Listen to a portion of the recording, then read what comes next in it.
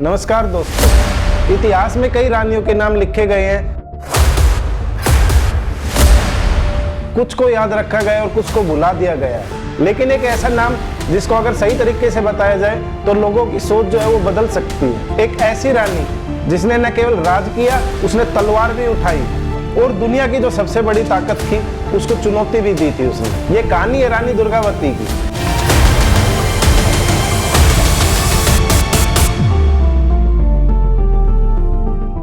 साल था 1524।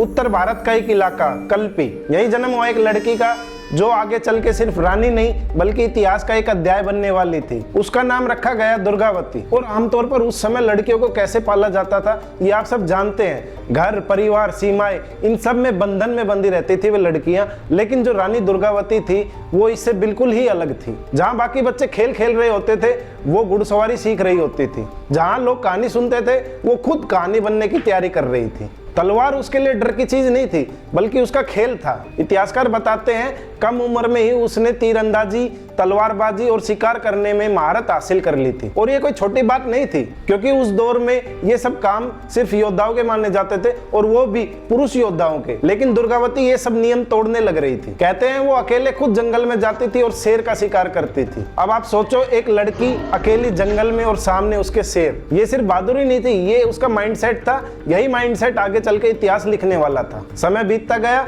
और दुर्गावती की बहादुरी की खबरें दूर दूर तक फैलने लगी। और इन्हीं खबरों ने एक शख्स का ध्यान खींचा और वो थे गोंडवाना के राजा दलपत शाह। और देखिए, गोंडवाना जो है वो मध्य भारत का एक बड़ा और शक्तिशाली क्षेत्र था। वहां पर घने जंगल थे और मजबूत किले थे। मतलब एक तरीके से पूरा समृद्ध राज्य था वो। दलपत शाह ने जब पहली बार दुर्गावती के बारे में सुना तो वो खाली उससे प्रभावित नहीं हुए, वे उसको देखना भी चाहते थे। और जब उसने उसे देखा तो वहीं पर फैसला हो गया कि यही बनेगी मेरी रानी। लेकिन ये कहानी इतनी आसान नहीं थी क्योंकि ये सिर्फ दो लोगों का रिश्ता नहीं था, ये दो समाज का टकराव था। एक साइड में थी राजपूत परंपरा और दूसरी साइड में गौड़ संस्कृति थी। उस समय ऐसी शादियां आम नहीं थी, लेकिन यहाँ सिर्फ प्यार नहीं था, यहाँ राजनीति भी थी। और जब प्यार और राजनीति एक साथ आते हैं तो इतिहास बनता है। आखिरकार दुर्गावती और दलपत शाह का विवाह हुआ और एक नई शुरुआत हुई। अब दुर्गावती गोंडवाना की रानी बन चुकी थी। गोंडवाना एक ऐसा राज्य जो खाली जमीन का टुकड़ा नहीं था, वो एक ऐसी ताकत था जहाँ की जनता राजा को केवल एक राजा नहीं मानती थी, वो उसको रक्षक मानती थी अपना। और अब उनकी रानी थी दुर्गावती। लेकिन असली कहानी अभी शुरू हुई थी क्योंकि इतिहास कभी भी सीधा नहीं चलता और सत्ता हमेशा परीक्षा लेती है। और देखिए, कुछ ही समय के बाद एक ऐसी स्थिति आ जाती है कि दुर्गावती की जिंदगी जो है पूरी बदल जाती है। राजा दलपत शाह इस दुनिया में नहीं रहे। अब सोचो, एक युवा रानी अचानक से अकेली हो गई। उसके साम्राज्य की जिम्मेदारी उसके कंधों पे आ गई और उसके चारों तरफ दुश्मन ही दुश्मन थे। और ये वो पल होता है जहां पर लोग टूट जाते हैं बिल्कुल ही। लेकिन रानी दुर्गावती टूटी नहीं, वो और ज्यादा मजबूत हुई। उसने फैसला लिया कि मैं झुकूंगी नहीं, मैं भागूंगी नहीं, मैं राज करूंगी। और यहीं से एक रानी शासक में बदल गई। अब उसके सामने एक बहुत बड़ा चैलेंज था कि सत्ता को संभालना कैसे है, क्योंकि उसका एक बेटा था और वो भी बिल्कुल ही छोटा था। और रानी दुर्गावती जिस राज्य की रानी थी उसका शासन ऐसा ही नहीं था कि नाम का शासन चलाना है। और अब वो खुद से राजनीतिक गलियारों के फैसले लेने लगी और वो खुद से सेना को संभालती थी और खुद जनता के बीच में जाके उनकी परेशानियों को समझने लगी थी। इतिहास में लिखा है कि उसके शासन में गोंडवाना ने बहुत विकास किया था। खेती, व्यापार, सुरक्षा, हर चीज मजबूत हुई और जनता जो थी वो बहुत ही खुश थी। और यही एक शासक की असली जीत होती है। लेकिन देखिए, जहाँ पे शांति होती है ना, वहाँ पे किसी की नजर पड़ना लाजमी है। क्योंकि दिल्ली में एक बैठा शख्स धीरे धीरे अपनी ताकत को बढ़ा रहा था और वो शख्स था अकबर। एक ऐसा शासक जिसका मकसद साफ था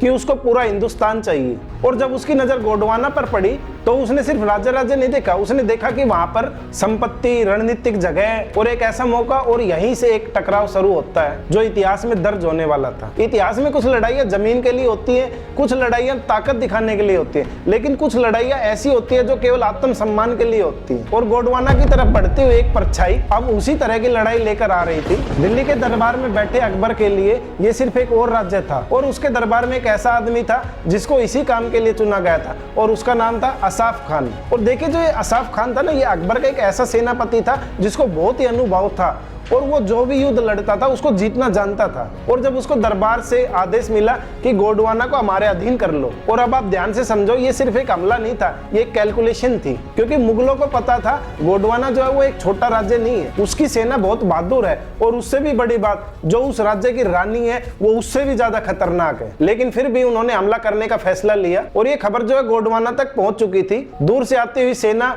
घोड़ों की आवाज और धूल का गुबार, और साथ में एक और तूफान। जब ये खबर रानी दुर्गावती तक पहुंची तो उसके दरबार में सन्नाटा छा गया, सब सन्न रह गए थे। रानी दुर्गावती के जो दरबार में मंत्री थे वो डर गए थे, उसके सेनापति जो थे भौचक्के रह गए थे, वो डर चुके थे। कुछ ने सलाह दी कि रानी साहिबा आप समझौता कर लीजिए। रानी साहिबा विनती है, इस विषय में समझौता करना ही उचित होगा। मुगलों से टकराना सही नहीं रहेगा, क्योंकि अगर हम उनसे युद्ध लड़ेंगे तो हम जीत नहीं पाएंगे। और देखिए, ये सब बातें सुन के अगर कोई भी शासक होता है तो उसका मनोबल टूट ही जाता है। लेकिन कुछ अपनी पहचान को अलग ही बताते हैं। जैसे रानी दुर्गावती ने जो जवाब दिया वो इतिहास बन गया। उसने कहा, अगर कोई अपनी जमीन की रक्षा नहीं कर सकता तो उसको राज्य करने का अधिकार नहीं होता। अगर झुकना ही है तो जीने का मतलब क्या है? ये सिर्फ एक डायलॉग नहीं था, ये एक ऐसा फैसला था जो युद्ध का फैसला था। और अब यहीं से युद्ध की तैयारी शुरू हो जाती है। और यहाँ पर सबसे बड़ी बात समझने की ये है कि मुगलों की जो सेना थी वो बहुत बड़ी थी, वो हथियारों में भी बहुत आगे थी। लेकिन गोंडवाना के पास केवल जंगल का ज्ञान था, स्थानीय जो भूगोल था उसका ज्ञान था, और उनका सबसे बड़ा हथियार था उनकी रानी। दुर्गावती ने सेना का नेतृत्व खुद संभाला, क्योंकि वो सिर्फ पीछे बैठकर आदेश देने वाली रानी नहीं थी, वो आगे खड़ी थी चट्टान की तरह तलवार लिए हुए। और मुगलों की सेना के साथ उनका पहला टकराव हुआ नरई घाटी में। जो नरई वैली थी, एक ऐसा स्थान था जहाँ पहाड़, जंगल और नदियां मिलकर एक प्राकृतिक किला बनाते थे। और दुर्गावती की यही स्ट्रेटेजी थी, जहाँ पर दुश्मन मजबूत है वहां पर मत लड़ो, जहाँ पर दुश्मन कमजोर है वहीं पर वार करो। जैसे ही मुगली सेना नरई घाटी में घुसी, उनको लगा ये आसान है, लेकिन उन्हें ये नहीं पता था कि वो एक जाल में फंस चुके हैं। चारों तरफ से हमला, ऊपर से तीर, नीचे से तलवार, और गौड़ सैनिक जंगल की तरह बिल्कुल अनदेखे हुए और खतरनाक। मुगल सेना हिल गई। अचानक से हुए इस हमले ने उनकी पूरी स्ट्रेटेजी को हिला दिया था। और फिर युद्ध के बीच में एक ऐसा दृश्य जो आज भी इतिहास में जिंदा है, घोड़े पर सवार एक रानी जिसके हाथ में तलवार थी और उसकी आंखें बिल्कुल आग की तरह लाल थी, और वो यही थी रानी दुर्गावती। वो सिर्फ आदेश नहीं दे रही थी, वो खुद लड़ाई भी लड़ रही थी। उसका हर एक बार एक संदेश था कि ये जमीन किसी का गुलाम नहीं बनेगी। और इस युद्ध में जो मुगल सेना थी उसको भारी नुकसान हुआ था, और जो अकबर का सेनापति था असफ खान, उसको पीछे हटना पड़ा। और दोस्तों, अब आप सोचो, एक छोटी सी रानी जिसने मुगलों की सेना को रोक दिया था, और ये कोई छोटी सी जीत नहीं थी, ये एक मैसेज था पूरे हिंदुस्तान के लिए। लेकिन युद्ध यहीं खत्म नहीं हुआ, और यहीं से ये कहानी पूरी डेंजरस हो जाती है। क्योंकि हार के बाद दो तरह के लोग होते हैं, एक जो हार मान के बैठ जाते हैं, और दूसरे जो और भी ज्यादा खतरनाक बनकर लौटते हैं। और असफ खान दूसरी कैटेगरी में था। उसने अपनी सेना को रीग्रुप किया और अब की बार और भी ज्यादा तैयारी से वहां पे आया। दूसरी तरफ गोंडवाना के हालात बदल रहे थे। पहले युद्ध में तो जीत मिल चुकी थी, लेकिन उनकी सेना पूरी तरह थक चुकी थी, उनके जो हथियार थे वो भी कम हो चुके थे, और सबसे बड़ी बात जो थी, उनका जो दुश्मन था वो और भी ज्यादा ताकतवर होकर आ रहा था। दुर्गावती के जो मंत्री थे उन्होंने फिर से उससे कहा कि रानी साहिबा अभी भी समय है, हम समझौता कर सकते हैं। लेकिन रानी दुर्गावती का जवाब वही था कि मैं हार सकती हूँ लेकिन झुक नहीं सकती। और आ रहा था वो दिन जिस दिन को इतिहास में लिखे जाने वाला था, एक ऐसी लड़ाई जो सिर्फ तलवारों से नहीं, इरादों से लड़ी जाने वाली थी। कभी कभी इतिहास जीतने वालों से नहीं, मरने वालों से भी लिखा जाता है। और अब गोंडवाना की धरती एक आखिरी परीक्षा देने को तैयार थी। एक तरफ था उनके ठगे हुए सैनिक और उनके पास लिमिटेड वेपन, और एक रानी जो बिल्कुल पीछे हटना नहीं जानती थी, और उसी के दूसरी तरफ फिर से लौट चुका असफ खान। इस बार वो और भी ज्यादा सेना के साथ आया था, और भी ज्यादा तैयारी के साथ आया था, और उसकी स्ट्रेटेजी साफ थी कि इस बार कोई गलती न हो। और फिर वो दिन आता है जब सुबह का समय था, हल्की सी धुंध थी, और दूर से आती सेना की आवाज, घोड़ों की टाप, ढोल की गूंज, और बीच में खड़ी एक रानी दुर्गावती। वो अपनी सेना की तरफ देखती है और कहती है, ये वही लोग हैं जिनसे हम पहले लड़ चुके हैं। लेकिन इस बार सबको पता था शायद ये लड़ाई आखिरी हो। और फिर युद्ध शुरू हुआ। पहले तीर चलते हैं, फिर तलवारें चलती हैं, और कुछ ही देर में पूरा मैदान खून और चीखों से भर गया था। जो मुगली सेना थी वो सैनिकों में बहुत ही ज्यादा थी, और इस बार उन्होंने सीधे टक्कर ली। और जो गौड़ सैनिक थे वो भी बहुत ही बहादुरी के साथ लड़ रहे थे, लेकिन धीरे धीरे उनके ऊपर दबाव बढ़ रहा था। और फिर युद्ध के बीच में एक ऐसा पल आया जिसने सब कुछ बदल दिया। रानी दुर्गावती जो लड़ रही थी वो लड़ते लड़ते पूरी तरह से घायल हो गई थी, और उनके शरीर में एक तीर आके लगा, जिसकी वजह से उनको सांस लेना भी कठिन हो गया था। लेकिन कहानी यही खत्म नहीं हुई, क्योंकि ये वो रानी थी जो घायल होने के बाद भी पीछे हटने का नाम नहीं ले रही थी। वो लड़ती रही, तलवार चलाती रही और अपने जो सेना थी उसको प्रेरित करती रही। लेकिन शरीर की भी एक सीमा होती है और यही वो सीमा थी जब उनके आसपास के सैनिकों ने कहा कि रानी साहिबा आप पीछे हट जाइए, हम आपको सुरक्षित लेके चलते हैं। लेकिन रानी दुर्गावती ने जो कहा वो इतिहास बन गया। मैं बंदी बन के नहीं जी सकती, मैं दुश्मन के सामने नहीं झुक सकती। दोस्तों अब आप सोचो, एक रानी जो जानती थी कि वो हार चुकी है, उसको पता था कि उसके सामने मौत है, लेकिन फिर भी वो सरेंडर करने को तैयार नहीं थी।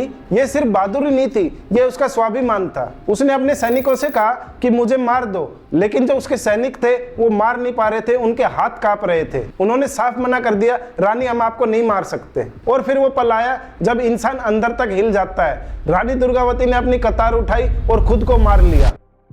युद्ध खत्म हो गया था, लेकिन कहानी नहीं, क्योंकि कुछ लोग हार के भी जीत जाते हैं और उनमें से थी रानी दुर्गावती। जब असफ खान को खबर मिली कि रानी दुर्गावती मर गई है तो उसने एक जीती हुई लड़ाई देखी, लेकिन एक ऐसी रानी जिसको वो कभी नहीं हरा पाया, क्योंकि जिस इंसान को तुम बंदी नहीं बना सकते उससे तुम जीत नहीं सकते। तो दोस्तों आज हम सालों बाद जब इतिहास को देखते हैं तो खाली एक युद्ध नहीं देखते, हम एक फैसला देखते हैं, एक सोच देखते हैं। एक रानी जिसने सिखाया ताकत संख्या में नहीं होती, ताकत इरादों में होती है। और शायद यही वजह है आज भी रानी दुर्गावती को रानी नहीं बल्कि एक प्रतीक माना जाता है। साहस का, बलिदान का और स्वाभिमान का प्रतीक माना जाता है। कुछ कहानियां खत्म नहीं होती, वो इतिहास बन जाती है, और कुछ नाम कभी नहीं मिटते, और उन्हीं नामों में से एक है रानी दुर्गावती।